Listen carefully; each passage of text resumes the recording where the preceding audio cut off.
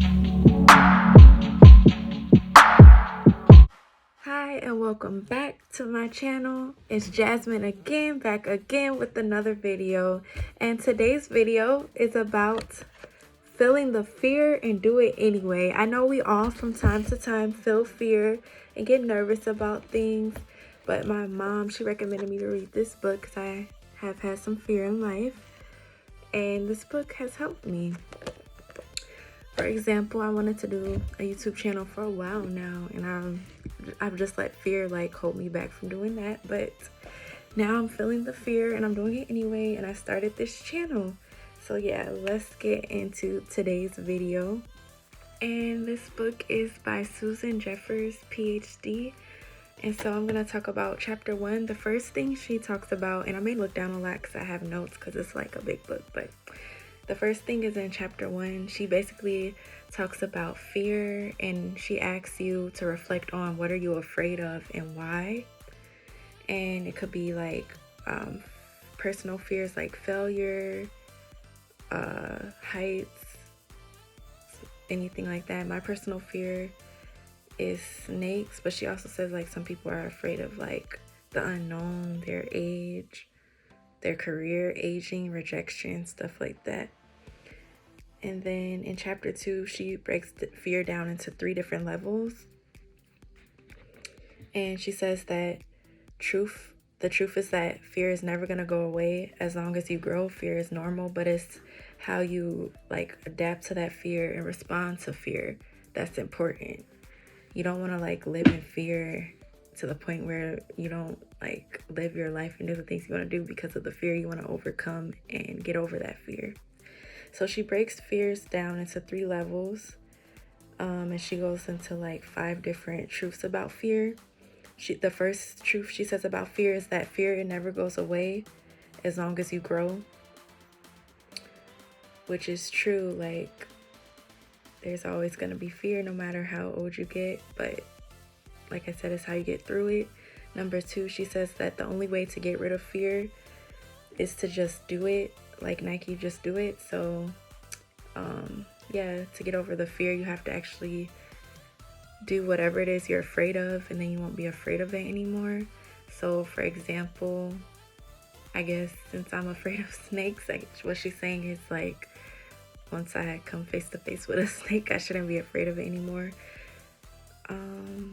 Like, or if someone's like afraid of change and they actually try and do something different, like maybe move to a different country or something, once they actually go ahead and do that, they should feel better and they shouldn't be as afraid anymore. Number 3, she says that the only way to feel better about yourself is to just go out and do it, which kind of goes along back with number 2. The 4th thing she says is that everyone experiences fear when you're on unfamiliar territory.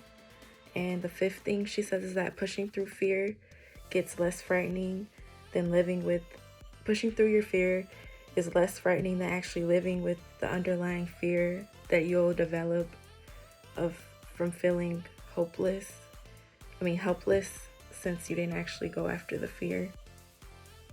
And then chapter 3 is entitled From Pain to Power.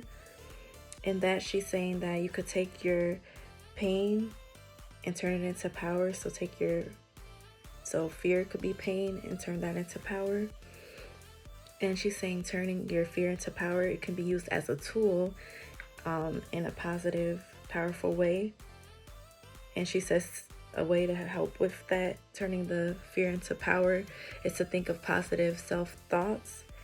For example, instead of saying, I hope I get the job, change it to, I know I will get the job. So basically like positive affirmations to change the way of thinking, to change that fear. Another example of like a bad thought of fear that you could change into something positive is like, I hope I don't fail the test. Instead of saying that, you could say, I will pass the test. I have this. I have the brains. I'm smart. I'm intelligent. I will pass this test. I will ace this test. I will get an A on this test, instead of saying, I hope I don't fail it. Stuff like that. Those type of positive affirmations and thoughts help. I know for me personally, I have like positive affirmations in my phone. that I like to go over when I'm starting to feel afraid or nervous or something like that, or just down on myself if I need it. It's good to have that positive reinforcement.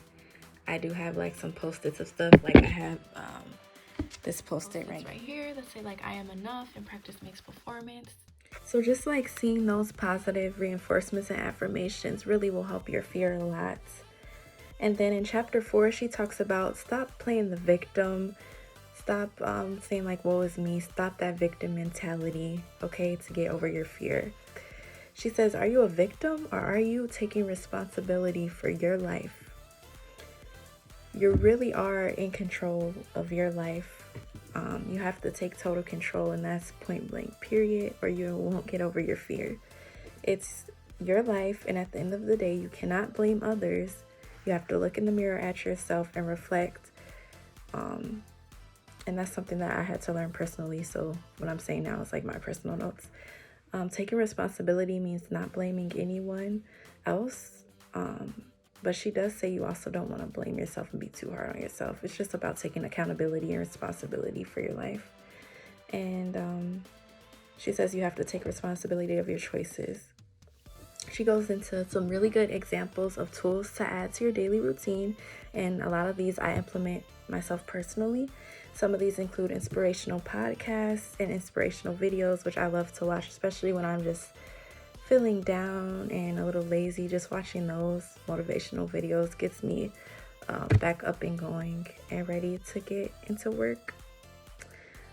She says reading inspirational books, going over inspirational quotes, and words of affirmation, which I agree because those do help me a lot. I do utilize all of those. I have an app that has like positive quotes and affirmations, and it does help me. And then she's saying like change your thinking to positive thinking, let go of the negativity. It's a mindset thing. Definitely do those words of affirmations and think positive thoughts, and it helps with fear a lot, and also anxiety. That helps with my anxiety as well. In chapter 5, she talks about how to make no-lose decisions. And she says that action is the key to success. You have to do something to make getting over the fear easier. She says that you also have to use visualizations, and your actions are critical. And yeah, so in conclusion, I would definitely recommend this book, Feel the Fear and Do It Anyway. Because, yeah, we got to get over these fears. If you have any, just go after what you want and do everything you want. And don't have fear. And if you do feel fear, it's okay. It's natural. Feel the fear and do it anyway. Just do it. All right. Comment below what your fears are, what you feel may be holding you back.